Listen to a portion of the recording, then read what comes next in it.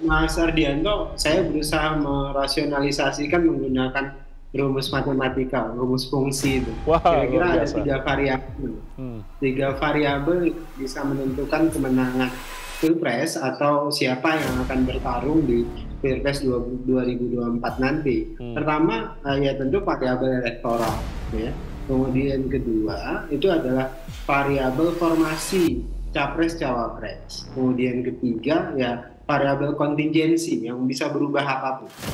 Nah, variabel elektoral ya yang sekarang dilihat oleh publik, yang dilihat oleh para pengamat, yang dilihat oleh siapapun yang kemudian dibahas dalam forum-forum televisi seperti ini, itu adalah variabel elektoral seringkali. Jadi dicocokkan dalam konteks mencocok-cocokkan pasangan Pak Prabowo dan Ganjar, atau Pak Prabowo dengan siapapun, dengan Gus Muhaimin dan sebagainya, yang pada saat ini yang dilihat adalah variabel elektoral, dan semua yang dibicarakan itu semuanya masih dalam konteks variabel elektoral, dan ini bukan variabel yang legal, maksud saya, yang nanti resmi menjadi capres dan cawapres. Semuanya berangkat mencocok-cocokkan, melakukan cocokologi itu dalam rangka melihat data primer yang dalam bentuk variabel elektoral tadi.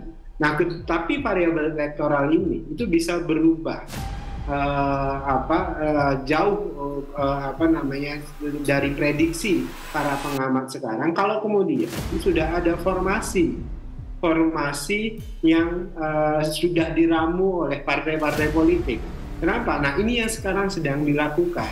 Misalnya, kenapa kemudian PKB dan Gerindra dan PKB belum menentukan, belum mengumumkan capres dan cawapresnya?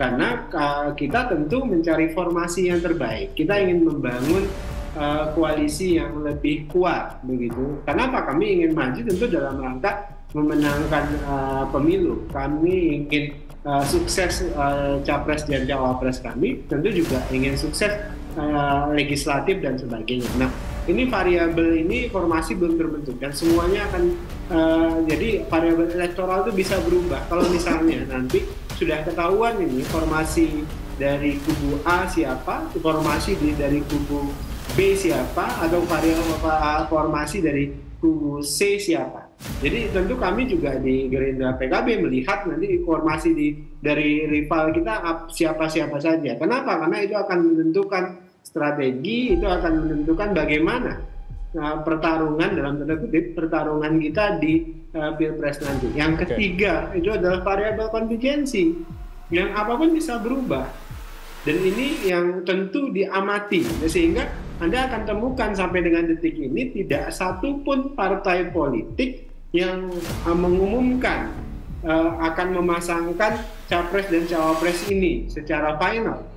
Kenapa? Karena semuanya saling melihat konstelasi politik yang ada. Makanya kami akan melihat tetap nih, ini akan seperti pemilu-pemilu sebelumnya. Penentuan dan pengumuman capres dan cawapres kemungkinan bisa saja terjadi pada detik-detik akhir. Detik-detik akhir.